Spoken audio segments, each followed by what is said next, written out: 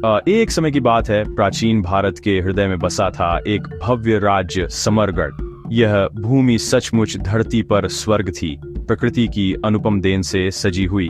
ऊंचे ऊंचे पर्वत जिनकी चोटियां बर्फ से ढकी थीं, मानो बुद्धिमान वृद्ध रक्षक की तरह खड़े थे। उनकी ढलानों पर घने हरे भरे जंगल फैले हुए थे। नदियां जो एकदम स्वच्छ थीं, धीरे धीरे मैदानों में बहती थीं, जिससे मिट्टी उपजाऊ और खेती के लिए अनुकूल बन जाती थी। समरगढ़ की हवा सदा खिले फूलों की भीनी खुशबू और चहकते पक्षियों के गीतों से महकती रहती थी। इस राज्य के लोग खुशहाल थे, आपस में मेल जोल से रहते थे। उनके दिलों में शांति और संतोष भरा हुआ था। वे अपने घर पर गर्व करते थे, एक ऐसी भूमि पर जो जितनी सुंदर थी उतनी ही समृद्ध भी थी। राज्य केवल अपनी प्राकृतिक सुंदरता के लिए ही नहीं, बल्कि अपनी जीवंत संस्कृति और गहरी परंपराओं के लिए भी प्रसिद्ध था। नगरों में भव्य मंदिर और राजसी महल सजे थे। हर एक में राज्य के गौरवशाली अतीत की कोई न कोई कहानी छुपी थी। कला और संगीत हर कोने में पनपते थे, चाहे वह राजदरबार हो या साधारण गांव का चौक। बच्चे बचपन से ही वीरों और देवताओं की कथाएं सुनते हुए बड़े होते थे और बचपन से ही साहस और दया का महत्व सीखते थे। समरगढ़ के बाजार दूर दूर तक मशहूर थे, जहां व्यापारी सुंदर हस्तशिल्प, बढ़िया वस्त्र और सुगंधित मसाले बेचते थे। समरगढ़ का जीवन एक उत्सव था। खुशियों, समृद्धि और सांस्कृतिक वैभव के रंग बिरंगे धागों से बुनी हुई एक सुंदर चादर। इस समृद्ध राज्य के केंद्र में था उसका शासक, राजा आर्यवीर। वह केवल राजा ही नहीं, बल्कि अपनी प्रजा के लिए पिता समान थे। उनका नाम न्याय और करुणा का पर्याय बन चुका था। राजा आर्यवीर मानते थे कि सच्चे राजा की संपत्ति उसकी प्रजा की खुशी है। वे दृढ़ लेकिन सौम्य हाथों से शासन करते थे और इस बात का ध्यान रखते थे कि राज्य का हर व्यक्ति न्याय और सम्मान पाए। का दरबार ऐसा स्थान था जहां सबसे गरीब नागरिक भी न्याय की उम्मीद लेकर आ सकता था। राजा अपने निर्णय कभी स्वार्थ के लिए नहीं, बल्कि समरगढ़ की भलाई के लिए लेते थे और उनकी बुद्धिमत्ता की सब सराहना करते थे। राजा आर्यवीर के शासन में समरगढ़ एक आदर्श राज्य बन गया था। उन्होंने हर गांव में विद्यालय स्थापित किए, क्योंकि वे मानते थे कि शिक्षा ही वह प्रकाश है जो उनके लोगों को उज्जवल भविष्य की ओर ले जा सकता है। उन्होंने अस्पताल बनवाए जहां बीमार और जरूरतमंदों को मुफ्त इलाज मिलता था, ताकि कोई भी व्यक्ति इलाज के अभाव में न दुखी रहे। राज्य की सेना मजबूत और सतर्क थी, पर आक्रमण के लिए नहीं, बल्कि सीमाओं की रक्षा और शांति बनाए रखने के लिए। समरगढ़ की प्रजा खुद को सुरक्षित महसूस करती थी, ये जानते हुए कि उनका प्रिय राजा सदा उनकी भलाई और प्रगति के लिए समर्पित है। उनका शासन सचमुच राज्य का स्वर्णिम युग था। राजा आर्यवीर को एक अद्भुत परिवार का आशीर्वाद मिला था, जो उनके विचारों और मूल्यों में भागीदार था। उनकी पत्नी रानी विदुषी अपने नाम की तरह ही बुद्धिमान और दयालु थीं। वह राजा की सबसे बड़ी ताकत और सबसे विश्वसनीय सलाहकार थीं। रानी विदुषी सिर्फ महल की चार दीवारी तक सीमित नहीं थी, वे राज्य ज्ञान में सक्रिय रूप से भाग लेती थीं। वे लड़कियों की शिक्षा और महिलाओं के सशक्तिकरण में विशेष रुचि लेती थीं और अक्सर गांवों में जाकर उनकी समस्याएं सुनती और समाधान सुझाती थीं। उनकी गरिमा, बुद्धिमत्ता और दया के कारण समरगढ़ की जनता उन्हें बहुत मानती थी। वे एक आदर्श रानी थीं, एक आदर्श राज्य के लिए। राजा आर्यवीर और रानी विदुषी का एक साहसी और बुद्धिमान पुत्र था, राजकुमार आदि। बचपन से ही राजकुमार आदि को न्याय, सेवा और साहस के सिद्धांत सिखाए गए। वे अक्सर अपने पिता के साथ राजदरबार जाते थे, चुपचाप देखते थे कि राजा किस तरह समझदारी और निष्पक्षता से न्याय करते हैं। उन्होंने अपनी माता से करुणा और सहानुभूति का महत्व सीखा। राजकुमार आदि सिर्फ एक राजकुमार नहीं थे, वे राज्य के बच्चों के मित्र भी थे। वे उनके साथ राजकीय उद्यानों में खेलते और सभी के साथ समान व्यवहार करते थे। प्रजा उनमें अपने महान माता पिता की छवि देखती थी और मानती थी कि वह एक दिन महान राजा बनेंगे। राज परिवार का आपसी रिश्ता गहरे प्रेम और पारस्परिक सम्मान पर टिका था। उनकी शामें अक्सर एक साथ बीतती थीं, दिन भर की बातें साझा करते हुए और राज्य के मामलों पर चर्चा करते हुए। राजा आर्यवीर अपने अनुभव साझा करते, सरल कहानियों के जरिए राजकुमार आदि को शासन की जटिलताएं समझाते। रानी विदुषी प्राचीन शास्त्रों की कथाएं सुनाती, अपने पुत्र में धर्म और नैतिकता के शाश्वत मूल्य भरती। ये पारिवारिक क्षण बहुत अनमोल थे, जो उनके संबंध को मजबूत करते थे और युवा राजकुमार को आगे आने वाली बड़ी जिम्मेदारियों के लिए तैयार करते थे। उनकी एकता हर परिवार के लिए प्रेरणा का स्रोत थी। महल की दीवारों के भीतर की खुशी पूरे राज्य में फैलती थी। पर समरगढ़ की जनता जानती थी कि उनके शासक केवल राजा रानी नहीं, बल्कि एक परिवार हैं जो उनकी भलाई के लिए समर्पित हैं। वे राजा के न्याय, रानी की करुणा और राजकुमार के उज्जवल भविष्य को अपने राज्य के लिए आशीर्वाद मानते थे। शासकों और प्रजा के बीच यह विश्वास और प्रेम समरगढ़ को सचमुच खास बनाता था। यह वह राज्य था जहां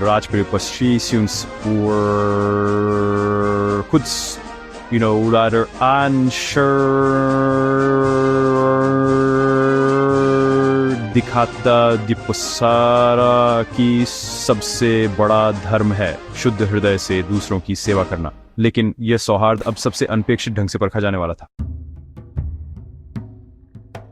जब समरगढ़ शांति और खुशहाली में फल फूल रहा था, तब उसकी समृद्धि उसके पड़ोसी राज्य क्रूरगढ़ के लिए ईर्ष्या का कारण बन गई। क्रूरगढ़ का शासक राजा विक्रमादित्य एक निर्दयी और महत्वाकांक्षी व्यक्ति था। वह समरगढ़ के हरे भरे खेतों, चहल पहल वाले बाजारों और खुशहाल लोगों को जलन भरी नजरों से देखता था। वह बर्दाश्त नहीं कर सकता था कि किसी राज्य की समृद्धि उसके राज्य से अधिक हो। विक्रमादित्य ने समरगढ़ की संपत्ति और संसाधनों को पाने की इच्छा पाल ली थी।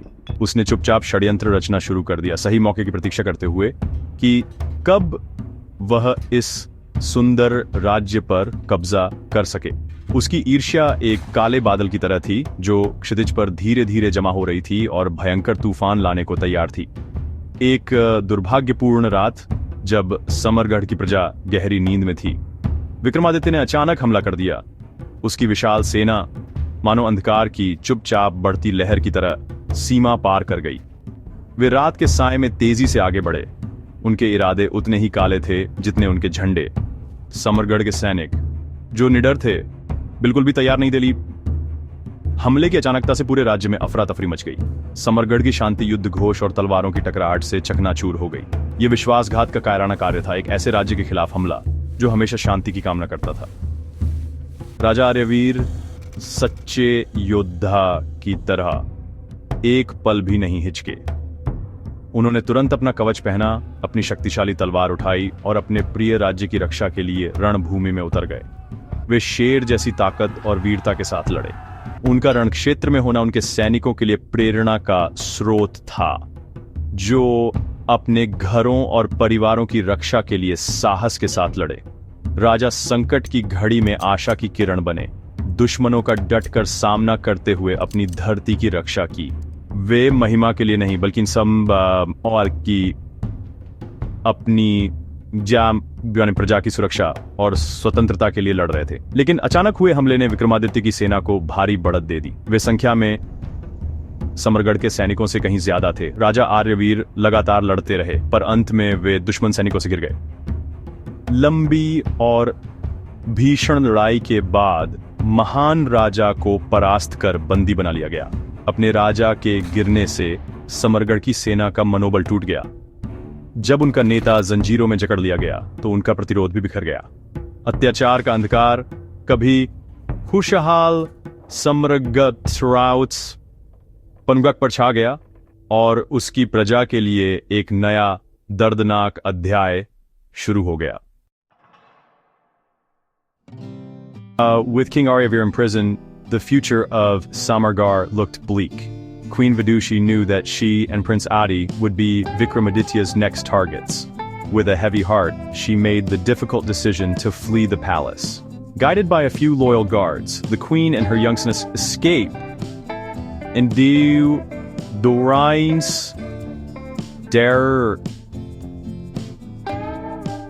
dark forest under the cloak of night. They left behind their home, their people, and their entire life, carrying only the hope of one day returning to restore justice. Their journey into exile was filled with sorrow and uncertainty as they ventured into the unknown wilderness, leaving the kingdom they loved in the hands of a cruel tyrant. Life in the forest was a stark contrast to their life in the palace. The soft beds were replaced by the hard ground, and the grand feasts were replaced by whatever fruits and roots they could find. They faced countless dangers, from wild animals to treacherous terrains. But these hardships did not break their spirit. Instead, they made them stronger. Queen Vidushi taught Prince Adi how to survive in the wild, identifying edible plants and finding safe shelter. The young prince, who had once known only comfort, learned resilience and perseverance. He saw his mother's unwavering courage and drew strength from her example, his resolve hardening with each passing day. After many days of travel, they stumbled upon a secluded ashram deep within the forest. It was the home of a wise old sage, Rishi Gyaneshwar. The Rishi, with his deep wisdom, recognized the royalty in their demeanor and the pain in their eyes. He welcomed them with open arms, offering them shelter and protection. The ashram became their new home, a sanctuary of peace amidst their turbulent lives. Here, under the guidance of the Rishi, Prince Adi's true education began. He was no longer just learning about being a prince, he was learning about life itself. Rishi Gyaneshwar became Prince Adi's mentor. He trained the young prince in the art of warfare, teaching him archery, sword fighting, and military strategy. But his teachings went far beyond the skills of a warrior. He imparted to Adi the knowledge of ancient scriptures, the principles of just governance, and the importance of humility and service. Prince Adi absorbed every lesson like a thirsty sponge, his body growing stronger, and his mind forward.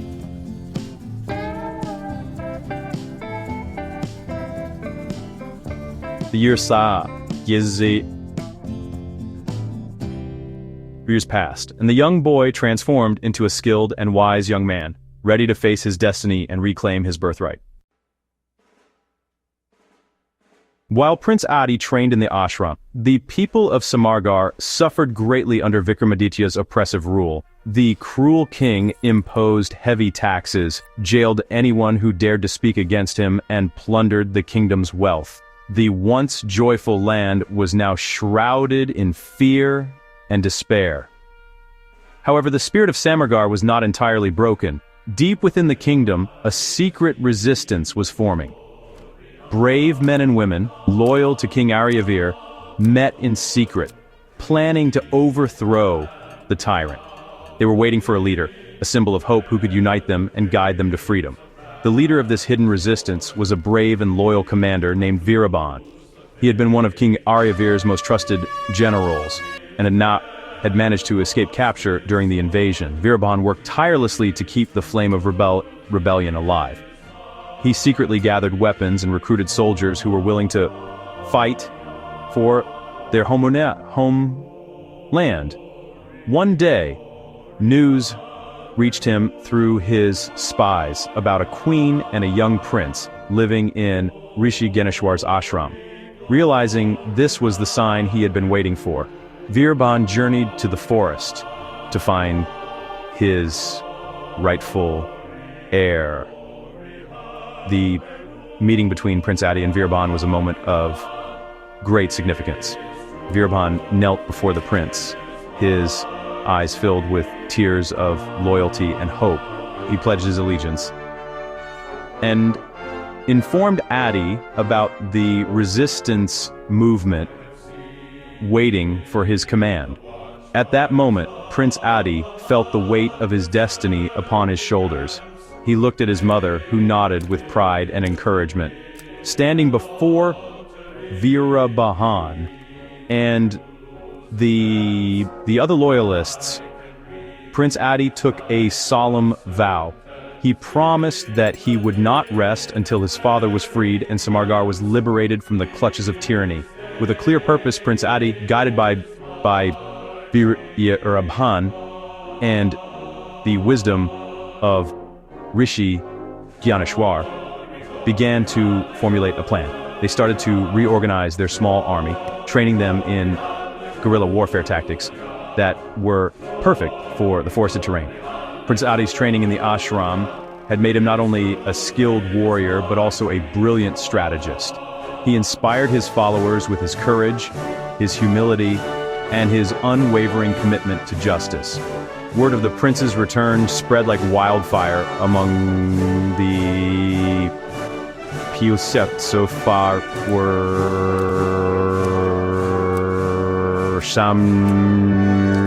Samargarh, igniting a spark of hope in their hearts. An army of freedom fighters was now ready, waiting for the prince's signal to march. The time had finally come. Under the command of Prince Adi, the brave army of freedom fighters launched their attack on Vikramaditya's forces. Their strategy was brilliant. They used their knowledge of the land to their advantage. Emerging from the forests and hills to strike the Narfal Diam,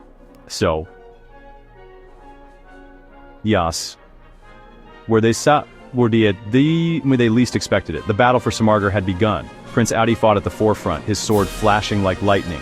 He was a true leader, inspiring his soldiers with his incredible skill and fearlessness. The people of Samargarh, seeing their prince fighting for them, rose up in rebellion, joining the fight for their freedom. The decisive battle took place at the gates of the capital city.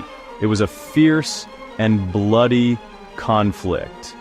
Prince Adi fought his way through the enemy ranks, his only goal to reach the prison where his father was being held captive. He finally came face to face with the cruel king Vikramaditya. Their duel was epic, a clash between justice and tyranny. Prince Adi, fueled by his love for his people and his land, fought with all his might. With a final, decisive move, he defeated Vikramaditya, ending his reign of terror forever. The tyrant was captured, and the remaining enemy soldiers, seeing their leader fall, surrendered. With the battle won, Prince Adi rushed to the dungeons and freed his father, King Aryavir. The reunion of the king and the prince was an emotional moment for everyone to witness. King Aryavir, be weakened but proud, embraced his son, seeing in him the brave and wise ruler he had always hoped he would become. The people of Samargarh celebrated their liberation with joyous cheers that echoed through the kingdom. They had their freedom, their rightful king, and a heroic prince who had saved them all. The dark clouds of despair had finally parted, and the sun of hope shone brightly upon Samargarh once. In the days that followed, King Aryavir, seeing the wisdom and maturity of his son, decided to crown him the new king. King Adi's first act was to announce a message of justice and forgiveness. He declared that his reign would be one of service, not power.